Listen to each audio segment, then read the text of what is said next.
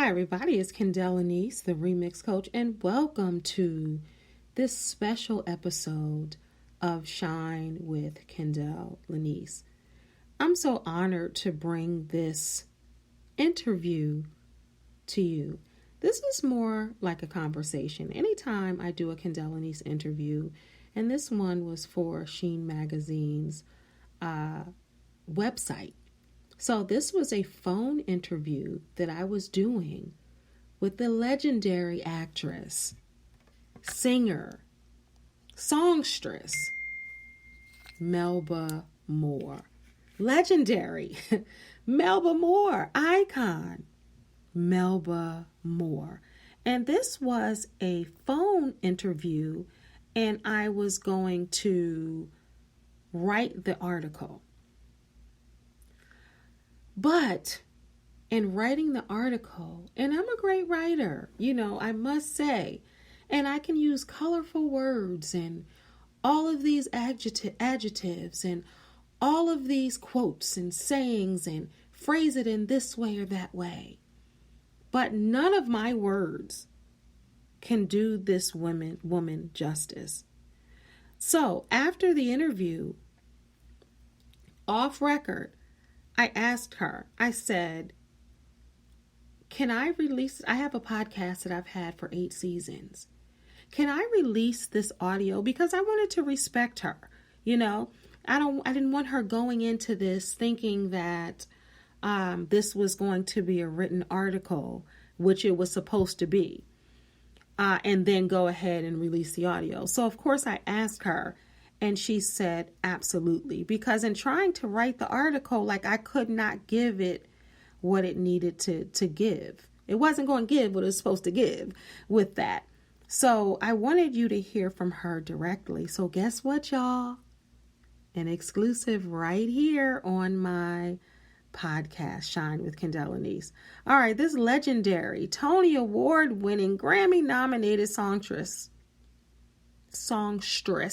let me make sure, Melba Moore has achieved many milestones in her multi-decade career, from Broadway to television, hit records to high accolades from leaders in the U.S. There is no stopping Miss Moore from being on the top of the mountain in her career. Here are 6 reasons why the Harlem-born, Newark-raised legend is indeed marvelous. Presidential awards, presidential honors, star of the Hollywood Walk of Fame, Grammy nominated, Tony Award winning, the recipient of the Atlanta Black Theater Festival Theater Legend Award, inducted into the official Rhythm and Blues Music Hall of Fame on October 4th, 2015 in Detroit, received the prestigious 2015 Sandy Jose Lifetime Achievement Award, and so many different things. All right, y'all ready? I'll come back at the end, but without further ado, this is my auntie Melba, and this is the interview. So find out what she thought when I called her a legend, and also me asking her why she's been so transparent with her journey in this life and the things that have happened to her. So find out all that and let me know what you think. I'm so excited. I'm stuttering over my words. I'm so excited for you all to hear this interview. And remember, one more thing before I play it. This was just us talking. So when you do a phone interview, let me just real quick for people that don't know, you're just having a conversation, and then you pull out the points that you want and you write up an article. So this is us just having a conversation. This was no intention of getting out as far as the audio, just for me and her. And then I was going to write the piece based off of that. So this is a raw, uncut, unedited conversation. And we were just talking, and that was my Aunt Melba. All right, here it is. Shine with Dnice. Real talk for real people. Let's shine together.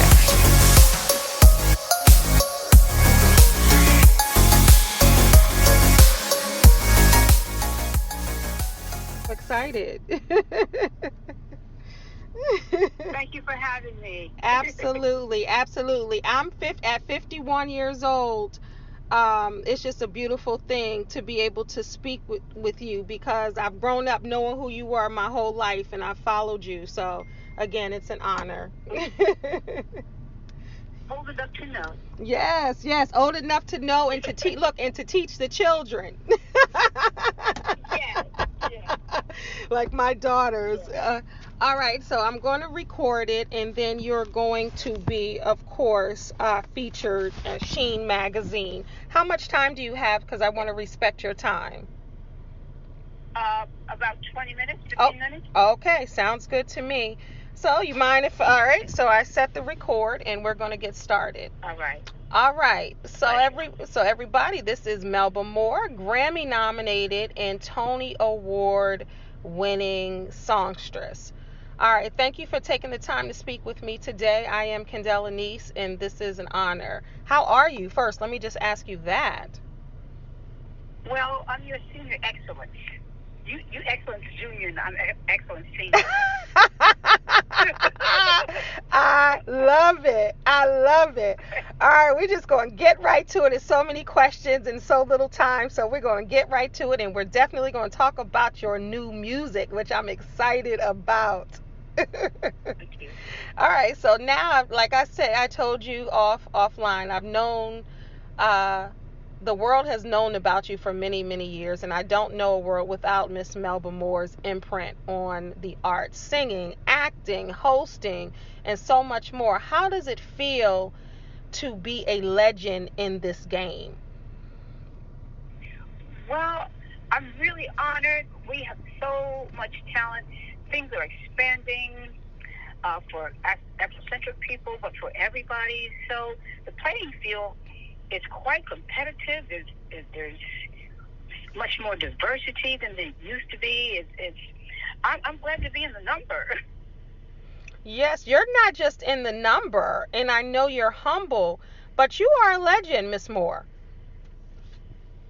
Oh, that's what you asked me to be. Yeah, but I'm saying even in the area of, let me see, okay, what is a legend? I don't want to go into that now, but I mean, it means you've accomplished extraordinary things, but I see all kinds of talent in so many different areas. Yeah. Now, I guess I look beyond just the entertainment industry, because we all affect each other so tremendously.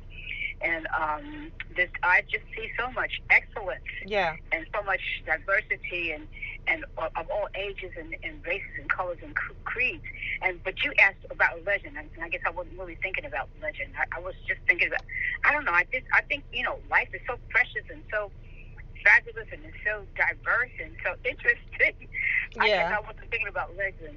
But I love that. But that even makes me love you even more with the question, because of your humility. And I remember watching a Legends Ball, and you definitely, are a legend. And I love the humility. That was so exciting. I remember that. God.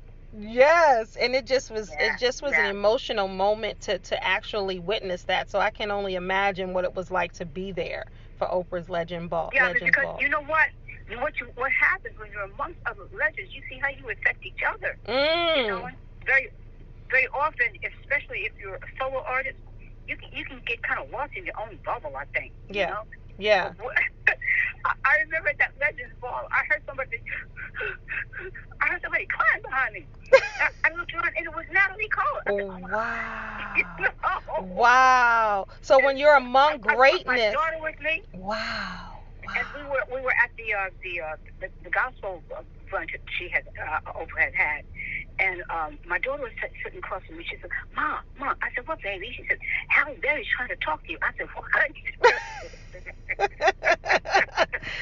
I love it. It's so exciting because you expect each other like that. Yeah, I love that. But I guess you have a point. If you're around greatness, and a lot of people can take a page out of that book, if you're around greatness, you're not all up in your head because you see all of this greatness. So your humility is still intact. That's what it sounds like to me, and I love it. I think so. Yeah. Yeah. All right. So I'm just. I was trying to figure out what I just did because you asked me. I remember you said, asked me what it feel like to be a legend, and I didn't even go there. So my head was right. But that made me even, like I said, love you even more. All right. So now many of the millennials, as we're talking about the oldies and the youngies, but many of the millennials know you from the movie The Fighting Temptations, and now the resident mom, you know, of Dnice's Club Quarantine. How does that feel? Because your name was always there. I was like, yes. Well, incredible, because you watch yourself being brought into the next era of Main Street and how things are being done by somebody inviting you. Like, look what Dnice did. He became, well, first of all, he brought DJ into the next awareness and the next level of business. Just like everything happens, it does. But he brought me along with it. I said, oh, Lord, have mercy. Here I am. Let me get up in here. This is Main Street. Yes. And we saw him, you know, doing like voter registration. Yeah. And what we saw him do is use his platform of power to say, no, I'm not just going to reproduce some little format. I'm going to tell you something about myself. This is who I think is important. This is who I like, and this is what they did. And I'm going to give you some history. I'm going to expand the platform, and I'm going to do. I'm starting to talk a lot of the side. I'm going to do community service. I'm going to help with the voter registration. Yeah. You know, and of course, he and that kind of spirit is what everybody needs. So he's the biggest thing since sliced cake. That's he should be, and he's not by himself, because everybody can have, by pushing a button, not by pushing a button, but by doing certain things and then pushing a button, you can have a following of 1 million, one person. Yep. You're absolutely right. That's what internet affords you now. And by inviting me there, I instantly got brought along to, okay, we've renovated the community. Here we are. This is what it is now. This is what it looks like right now. And here you are. And somebody pushed the button and invited you to, you don't really know how you even got there. But let me tell you something, Miss Moore. I follow you on Instagram and always have when I knew that you had one. So it's been a while. And when I would see you up in Club Quarantine, it just used to make me smile. Then when I saw the clips of you performing with Dnice and how you were coming across that stage, I said, and you were fabulous. I was screaming. Did you see my tight body? I did. I said, Miss Moore looks phenomenal. I went to go show my kids. I said, see, y'all could never. You know what song I should have been singing? What? You know that Shelton song? I'm gonna show you how to party right. Right. Exactly. Man, I was so happy. I've been getting ready for this. Yes. I saw somebody, and I was so happy for the ones who were recording you, and the commentary they even had, like they were, and you were just doing it, and they were excited, and I was excited watching them. Because I'm just so proud always when, you know, legends, and yes, you're a legend to me, like when you're still showing them, because I advocate for aging fearlessly, and you really symbolize that, because let me tell you, no grass has grown under your feet. You were on there like you just came out. I like to tell them, I'm not sitting around watching TV eating potato chips. No, your body was on point. You can teach all of us. All right, so being one of the first Black actresses to win a Tony for the musical Pearly, and even when I read Will Smith's book and he was talking about Pearly, I thought of you. How was it from like doing that and then the Hollywood star on the Walk of Fame? You are a clear icon. When you hear people refer to you as that, I know it's kind of, you have your humility, but what kind of impact do you think that you've had from the 70s, we can talk about, to now still the relevancy? Well, fortunately, I've had an opportunity to continually repeatedly talk about it so I can kind of get a grasp on it. And apparently, even though I wasn't doing it for that or focusing on it so much, because you look at people who do it so kind of in a sideways way, you do think, gee, maybe one day that might happen for me, but you're not doing it for that.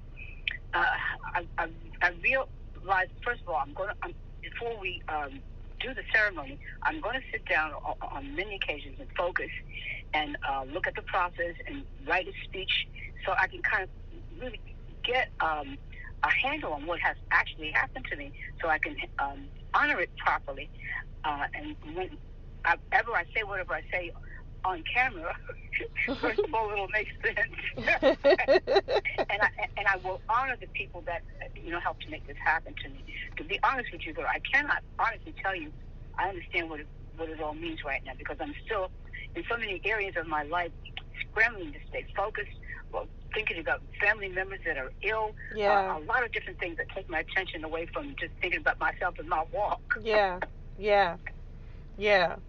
And I love your spirit, and it's so much deeper than the accolades that you get, and that's what I'm getting from you. Like, I love that because it's still real life going on, and even though you've done these amazing things, you just how have you managed just to stay so grounded?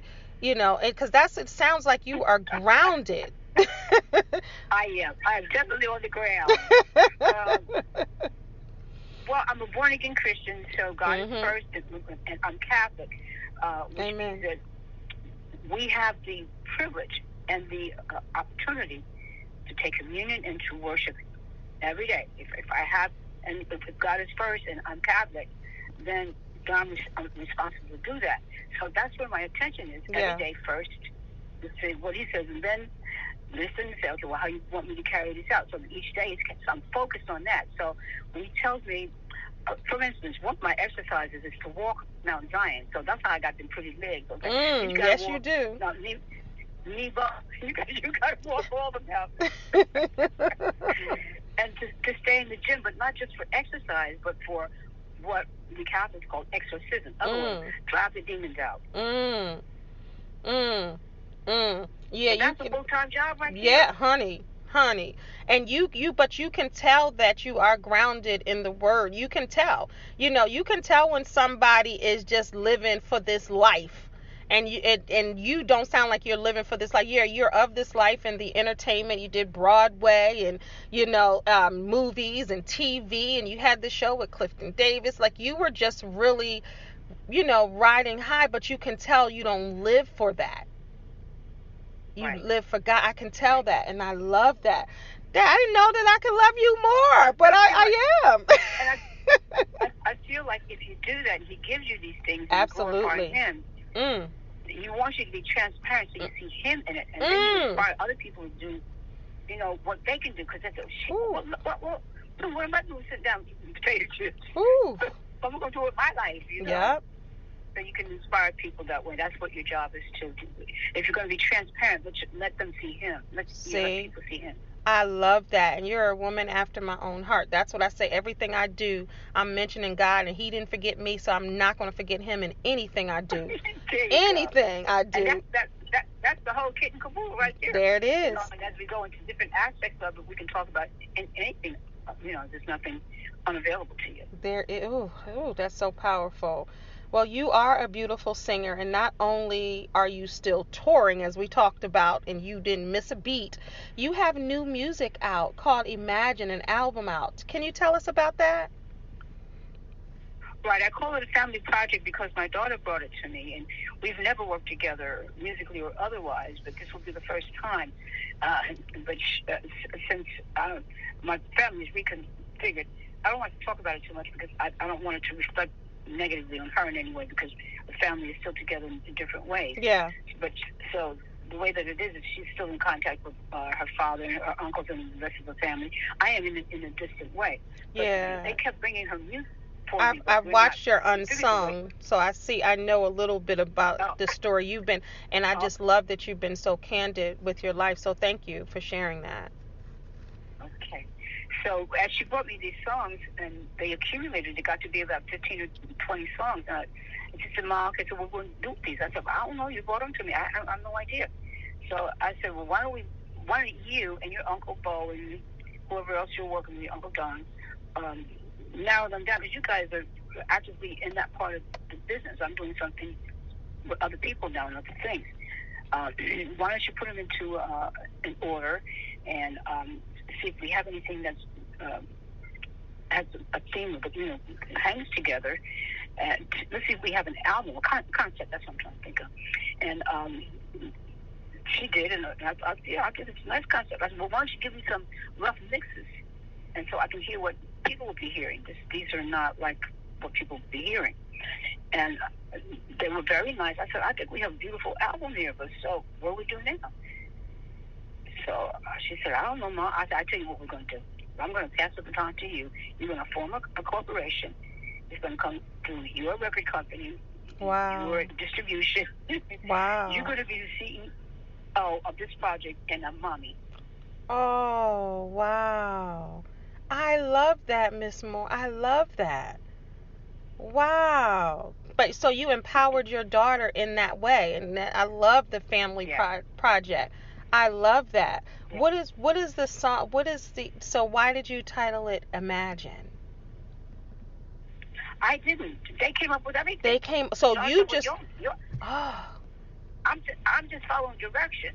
So what I'm going to do is direct her to be in charge. I love that. I love that. You're passing the baton. It's time for her to do that. I've trained her to do that. She's trained herself to do it. I love it. And now she has a vehicle. And I'm not tied down to a record company. I can do anything I want to now. I love it. And it's that time in the world. We have, what do you call it?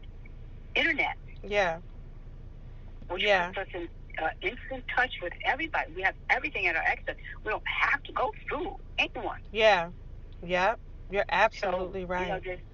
There are no obstacles that way. Of course, you have to take all the responsibility, but we've learned so much along the way. It's time to do that. That's what maturity is. And so there's so many things that I can just walk her through, and she can walk me through, because the new generations give you their wisdom that hasn't been here before. Yeah. And we can be a family. Yeah. I mean, everybody in the whole world. Yeah. And that's what Dnice did. He said, I'm going to make this a family affair. I'm going to bring Auntie Melba here and others. And I'm going to connect it. It's not just going to be a business. Yep. Yep. Yes, you did. And you are going to be a business. It's going to be a family business. Yeah. Yeah. And you are everybody's Auntie Melba. Let me tell you. When I look at your life, and I mentioned your, unsung, and many of us know your story. I thank you first of all for sharing, because it takes a lot to be so vulnerable, and you were. And it gives me the chills now thinking back at when I watched it multiple times years ago when it came out. Why have you been so open about your life and experiences in and out of the industry?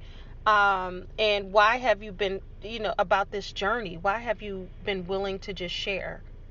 Because I love that. But what I discovered, once I found out that I was saved, is that the world calls it an autobiography, but God calls it your testimony. Woo! Miss Moore. Oh, my God. Yes, Lord. But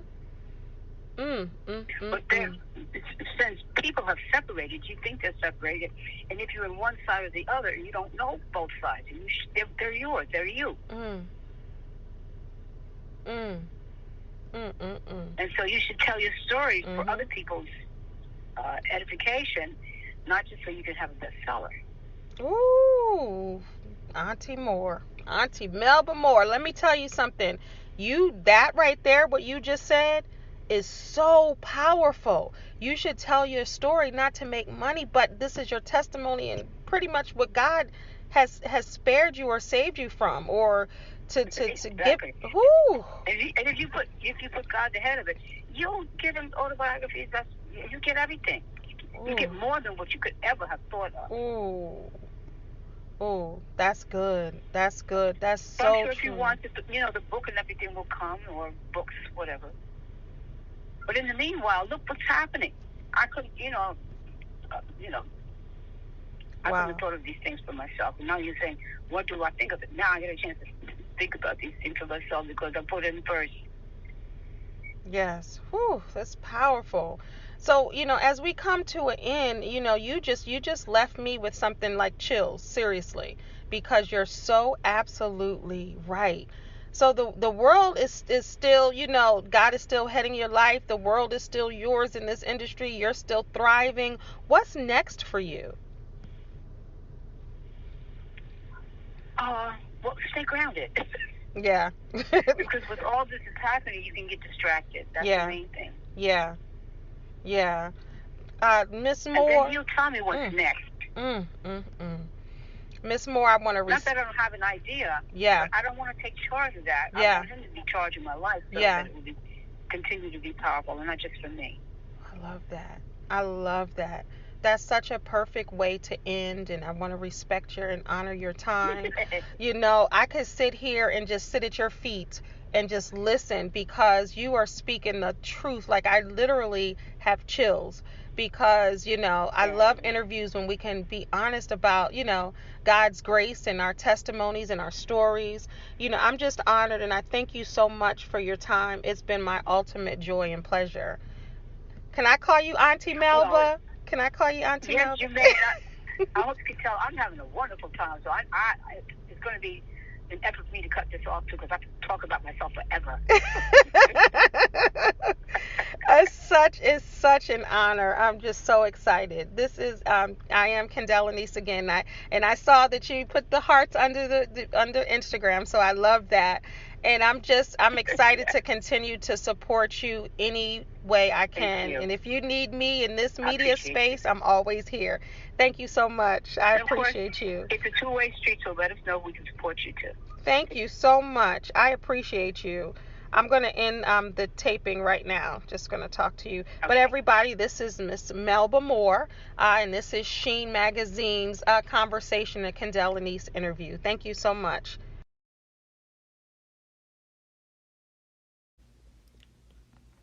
All right, y'all. Woo! I couldn't even listen to the whole thing again because I wanted to stay in that moment. And I came back to the device for the end. Like, what did y'all think? Like, wasn't she amazing? I was so busy the day that I did the interview. And when they asked me if I would do the honors to interview her, I was like, I'll move everything around and I'm going to do this interview. And I'm so glad that I did. I did this interview, y'all, from my car because I was like, I'm doing it. I'm going to stop everything and I'm going to do this because it was an honor. When you can speak to legends in this business or older people, she's 76 years young. She looks amazing. She can still lift her leg over her head. Check her out on her IG page. She still dances around. She's fit. She's in shape. She's at sound mind. Even though 76 is not, it's really not old. She's still doing what she does. And we talked about God. Like, how beautiful is that?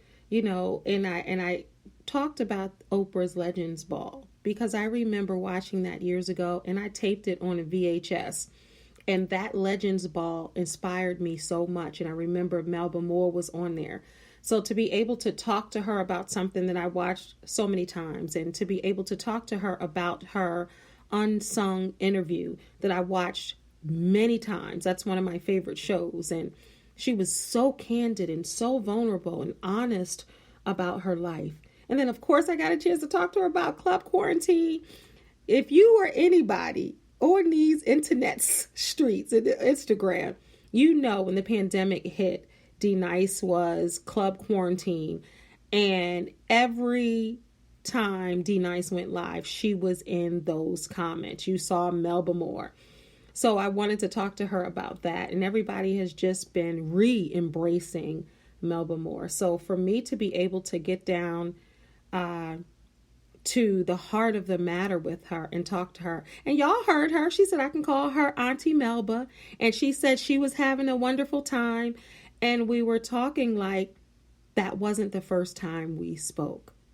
And now you see why I didn't want to write an article with that rich interview.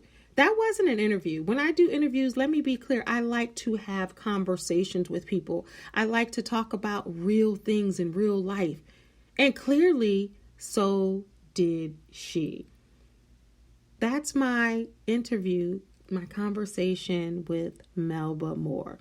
If you know someone who would be blessed by hearing this interview, please share this. If you know someone who loves Melba Moore, please do me the honor of sending that to them. And just hearing the end of that, it just makes me happy. So I'm going to do, even though this is a special edition of Shine, I'm going to talk about my takeaway moments from this episode. This week's wow moment. Takeaways from today's show. All right. My takeaway from this show is what she said about an autobiography and selling books, and saying that, yeah, she can make a lot of money with her autobiography, but it's more about the testimony and being transparent and showing what God can do, with your life. And he gives you this testimony to be able to share, and you really to give him the glory and the grace.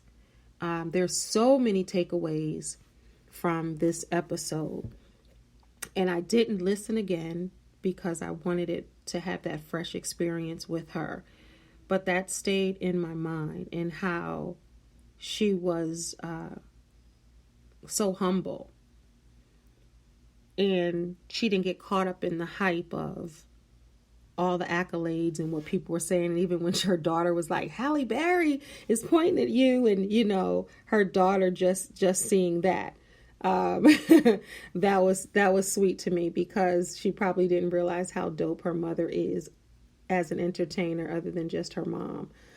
So Miss Moore, Auntie Melba, I thank you so much for the privilege, the time, and the honor to be able to have a conversation with you. I love you to life. Everyone, thank you so much for listening to this special episode of Shine with Kendall Dnice.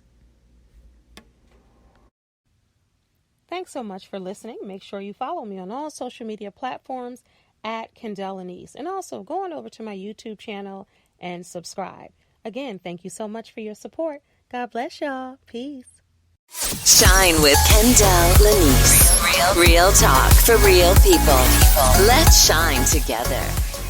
Thanks for listening. This has been a Kenny Lynn production.